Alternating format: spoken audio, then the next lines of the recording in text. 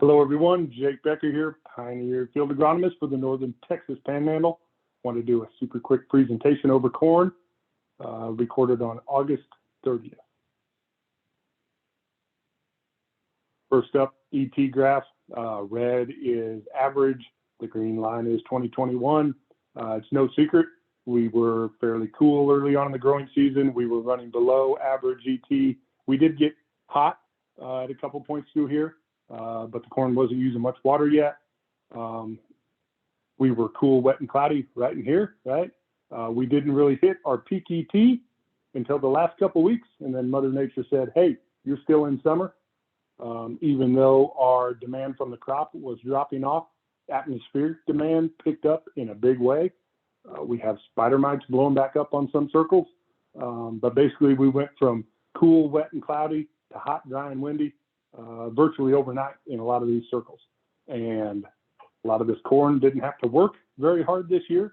And some of these circles are going backwards in a hurry. I would encourage you to get out there and check those circles out, make sure everything's okay, take the appropriate action if they're not. But we are still below average on our ET, not as much as we were just a month ago, because Mother Nature has flipped things around, but hopefully we'll cool off here in the next couple days. And we're able to move those starch lines down on those kernels and hit black layers soon. Solar radiation on the top. So here's 0. Basically, if we have lines above this, that means it was a sunnier day than average. If we have lines below this, it was a cloudy day compared to the average. So you can see, basically, we hit the tank on solar radiation this year. We had a lot of cloudy days for sure. Some of the smoke from the wildfires out west played a hand in some of this. We looked down at GDU data, and it's been a roller coaster ride. So we were cool early on, absolutely. We tanked this GDU data, and then we got hot. If we see these red bars up here, that means we were above 90 degrees for the high. And we were actually running slightly above average GDUs towards the end of June. But then Mother Nature hit a light switch, and we were cool, cloudy, and wet for a long time. And we just kept riding this roller coaster down, riding it down, just towards the beginning of August. Then Mother Nature changed again, right? We got hot again. We got windy again. We got dry again. And then this GDU data actually is not far behind from the average. So depending on where you're at in the Texas Panhandle, you are probably not far behind on average GDUs for corn for the year. But it's been a roller coaster ride. So we went from hot and dry early, super early, back in June, right? Then we got cool, cloudy, and wet, and we're turning hot, dry, and windy towards the end of the year. So you add all those things up, it is the absolutely perfect condition to get some stalk rocks to set in on some of these circles. Maybe it was an area where you had a plug nozzle that some rains have masked over the time, or the southwest side of the circle is still looking good just a couple weeks ago. There's a lot of stalk rots setting in. There's a lot of ear rots setting in. Some of these stalk rots can take circles down in less than 10 days. You know, you go check that circle on a Friday, you come back the next Friday. What happened? Well, it's probably those hurt areas of the circle that you didn't see early on because of Mother Nature showing up because of Mother Nature and stalk rots. Anytime we go from cool and wet to hot and dry is when some of these stalk rots and ear rots really show up. So encourage you to keep a close eye on some of these circles, some of our lighter water circles who really never had to work very hard throughout the year, never got rooted down like they should. There's some stalk rots out there for sure. This is an interesting one, ears turning down in healthy corn.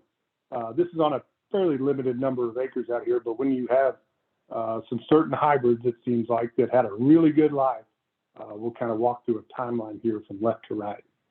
So you can see here on this picture on the far left, this plant is green, top to bottom, left to right. It has lived a good life. Soil is wet. You can see this ear is filled all the way to the tip. An enormous ear out there.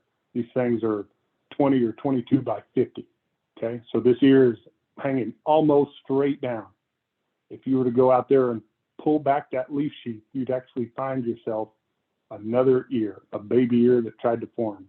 And basically, these plants, all they want to do is produce seed, right? They want to produce as much seed as they can so that in 2022, they can try to take over the world, right? So basically, this plant said, hey, I've got this ear filled all the way to the tip. I'm going to put on another ear. And this seems to be a hybrid response on whether it's sticking another ear behind the main ear or whether it actually does it down on this next internode. Next node. That seems to be a hybrid deal. But if you find an ear back here, you can pull it apart, see that ear that tried to form, see the silks that formed in there. It didn't do anything, ultimately ended up hurting that plant.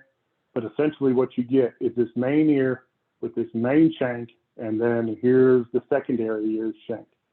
So basically this secondary ear is taking away half of the shank from the main ear, and that's why we see those ears turning down. The question is it hurting us? I don't think it's hurting us yet. These starch lines seems to be moving down on these ears that are turning down just fine compared to its neighbors who are not turned down. But the real test will be here in the next 10 to 14 days when these plants start naturally senescing. Are we going to hold on to these ears? Man, I hope so, because there's some giant, girthy and very heavy ears. But ultimately the cards aren't for us, right? We essentially have half of our shank gone on our primary ear, which is never a good thing, but we'll see what Mother Nature brings us. We'll see what this hybrid can do to hold up this ear and hopefully get it in the combine for sure. Final pass in corn. A lot of us are moving those starch lines down on this corn kernel, hoping to reach black layer soon. A lot of people say your planted pass is your most important pass in corn. I agree with that, but that final irrigation pass can be absolutely crucial. So we've got some approximate numbers here. Obviously, these numbers go up when ET is high, when it's hot, dry, windy. These numbers for sure go up. Standard recommendation is have the top 3 feet wet. Go out there with your penetrometer ahead of your sprinkler, not behind it where the water's standing, right? Go in front of your sprinkler, the driest part of that field, stick it in the ground. If you can stick it in easily 3 feet on some heavy soil and you're half starch, you're probably okay. Will we need to make an extra pass this year because of the hot, dry wind? Possibly. If we can do the same thing on some sandier soils, 3 feet penetrometer in the ground easily, we need to be at 3/4 starch because we do not hold as much plant available water on that sandy soil as we do on that heavier dirt. So super critical to get that last pass right in corn.